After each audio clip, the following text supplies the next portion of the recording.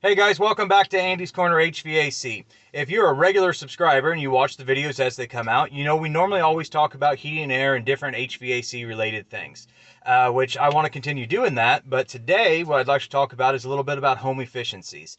I had done a couple of videos here in the past about different recommendations on different types of furnaces, how to go about buying a new system, some different things like that. So if you're interested in any of that stuff, go back and check those videos out as well. But I had all kinds of outreach from people, different questions about, what they should do with their home or what kind of system they should be looking at, that kind of stuff. I enjoy all of those comments. So if you ever have anything to say, just hit me up in the comments, and I usually try to get back to everybody within a few hours or, whatever I can get to. So I love seeing that. So I thought, well, maybe if that went so well, maybe we could do some videos, maybe a short series on some of the home efficiencies out there and use some of the stuff that I've learned in the HVAC industry to kind of help people with the efficiencies of their house. Because if you're a service tech or an installer or a sales guy or anything that is related to HVAC and you're talking to people about their equipment, I think that you should also know some of the home efficiency things. Because if we put a high efficiency gas furnace, geothermal, boiler, heat pump, whatever it is in their house, if that home is suffering from different inefficiencies, then that new system may not be doing as well as what we want it to do, or as well as what the client may want. So, I think we should know all these things. And if you're a homeowner out there, thanks for watching the channel. I love seeing some of the homeowner questions on there as well. So, today I wanted to talk a little bit about crawl spaces. I'm going to do a few videos about, insulation and windows and all that kind of stuff. But today I wanted to focus on crawl spaces. There are a lot of areas out there I know that do not have crawl spaces. So if you're in one of those areas, go ahead and watch the video anyways, just because it's fun. Maybe ignore some of the information if you don't have a crawl space, but maybe someday you will, whatever. In the area where I live, I'd say we're about 50-50 on crawl spaces versus basements. There's a few slabs around here, but not many. Usually it's crawl space or basement. My personal preference would definitely be a basement. If you're building a new house, if I built a house, it'd have a basement under it. But we do have a lot of crawl spaces. And crawl spaces need to be treated a certain way because there is a lot of controversy over how a crawl space should be treated. And there are a lot of old wives' tales out there about what we should do. Number one thing I see is moisture in the crawl space. You have to get the moisture out. If you have a crawl space, I don't care if it's dry or if it's wet all the time. I think it should have a sump pump in it. I think we need to have a pump in there in case there ever were to be water. It needs to be pumped out. If you have water in there regularly, there's a lot of things you need to be doing, but number one, get a sump pump in there and get the water out. All that moisture, all it does is create nasty water. It creates mold, mildew, different funguses, and also creates humidity. Sometimes, a lot of times, that humidity from the crawl space, it all comes up through the floor. Everybody says, oh, well, I've got my flooring down, I've got a subfloor, I've got carpet, I've got all this stuff. That offers not very much insulation. There is not much of an R value actually in that subflooring and the carpet and everything like that. Humidity will come through that. The whole R value and all that kind of stuff is working on temperatures, not humidity. So, there's not much of a vapor barrier there in your floor usually to keep that humidity from coming up into the house. We don't want humid houses. We can have mold growth, mildew, all that kind of stuff like that. Humidity is obviously not comfortable. It can make your windows sweat when it gets really cold out, all these different things. So we have to have all the moisture out. Like I said, I think they should all have a sump pump just in case. And then as far as if you are in an area where you do have a lot of moisture in there, you can also have tile ran. I'm sorry, there's somebody outside the van here looking at me kind of funny for sitting here talking to my phone. Hi, watch Andy's Corner. But a lot of people do tile around their house to try to keep the water away. If you're in an area where you've got a lot of moisture, a lot of water trying to get in, that's a good option. Talk to a contractor that can do something like that, and they can run tile around and run it away to a ditch or a runoff somewhere to get rid of the moisture before it gets in. The other thing is your gutters. Nobody ever thinks about their gutters. If they're broken, falling down, leaking, or if you just don't have gutters. There are some houses out there that still don't have gutters.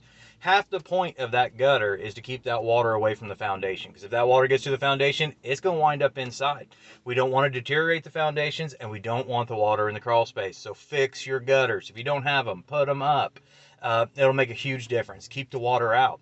Number two, my biggest thing with the moisture and everything like that is put down a vapor barrier. You need to, if your crawl space is dirt, if it's pea gravel, if it's, I've seen some in sand, there's all different kinds of things. Me personally, I like the pea gravel. It's easy to move around in for the most part, and it kind of weighs everything down. But you have to have a vapor barrier like a plastic. If you want to do it yourself, there's contractors out there that do it, that they will encapsulate the whole thing. If you do have a lot of moisture problems, something like that, or at bare minimum, put plastic down. Just roll plastic out on everything, tape your seams together, make sure everything's nice and flat, or as flat as possible. I know there are some older crawl spaces out there that are a little rough. People have dug in them over the years, things like that. Unfortunately, we see that. They're not all those nice, crystal clean 4 and 5 block high crawl spaces where you can duck walk in it kind of thing. There are some small, tight places that are very uneven ground and stuff.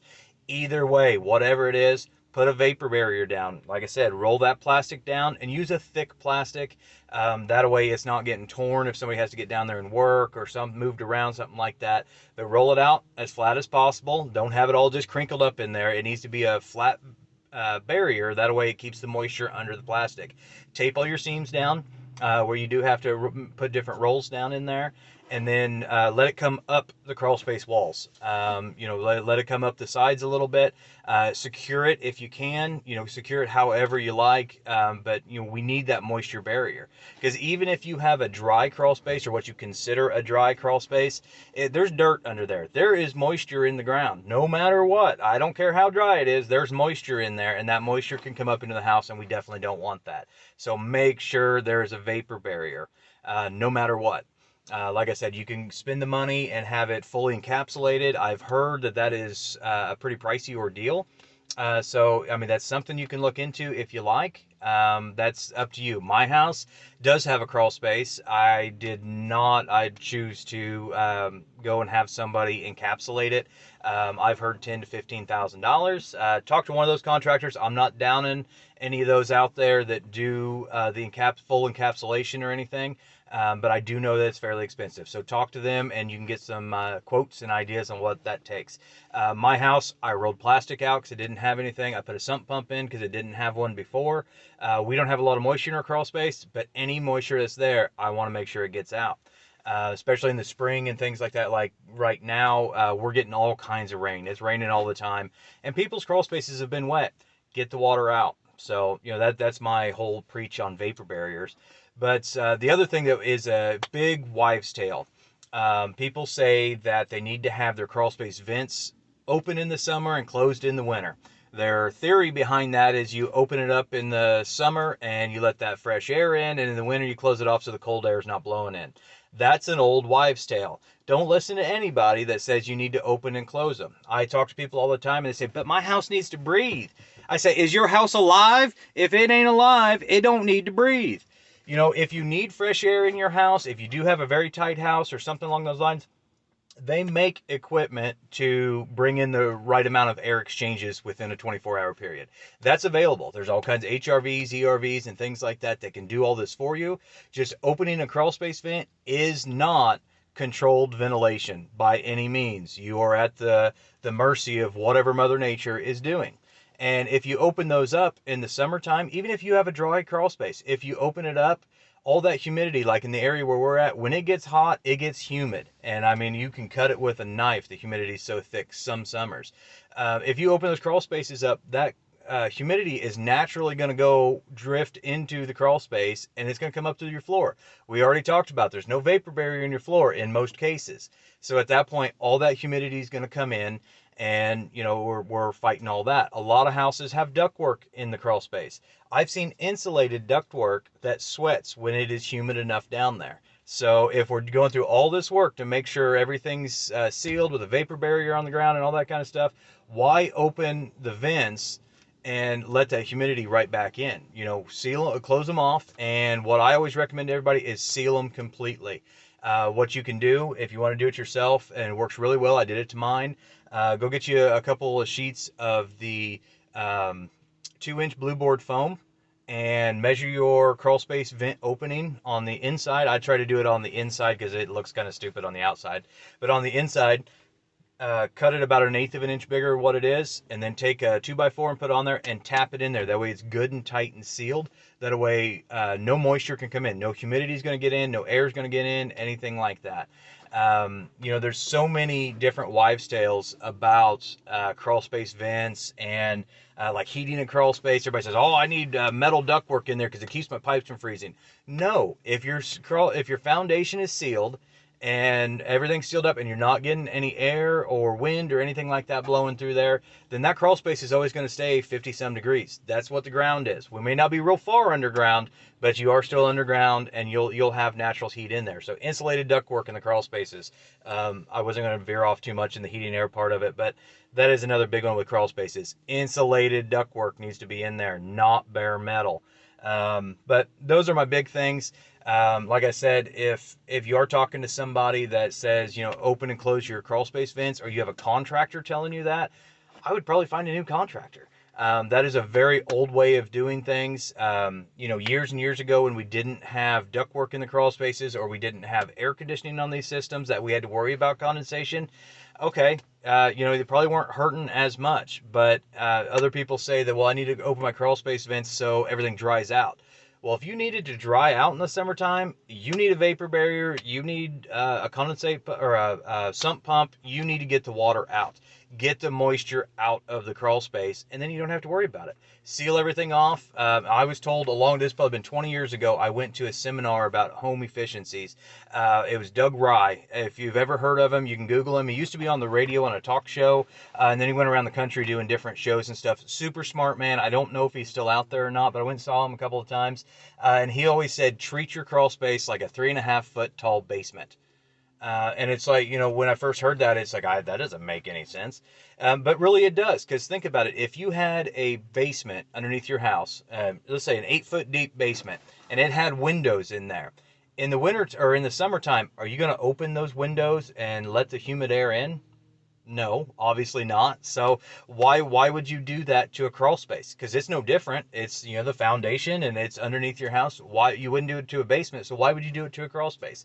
Treat it like a 2.5-foot tall basement.